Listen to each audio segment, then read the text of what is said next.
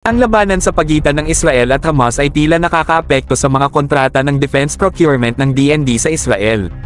Ito ay dahil sa mga pagdududa sa kakayahan ng Elbit Systems at ng Israel sa pangangalaga ng mga produkto sa tamang oras at pagkakasunod-sunod sa mga tuntunin. Ayon kay Defense Secretary Gibo Teodoro, kumpirmado nitong ika-13 ng Oktubre 2023 na ipinagpapaliban nila ang aksyon sa kontrata kasama ang Elbit Systems para sa dalawang long-range patrol aircraft, batay sa rekomendasyon ng Technical Working Group TWG ng Philippine Air Force sa LRPA Acquisition Project. Maaaring maapektuhan din ang iba pang mga pagbili ng kagamitan sa depensa mula sa Israel, at kinakailangan ng DND kasama ang mga TWG ng AFP na pag-aralan ng mga ito.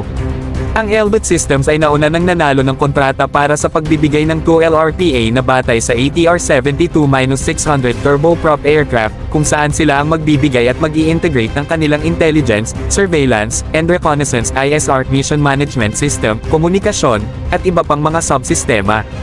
Ito'y isa na namang pagkabigong mararanasan ng LRPA Acquisition Project na nagsimula noong 2012 at umabot lang sa yugto ng kontrata noong 2023.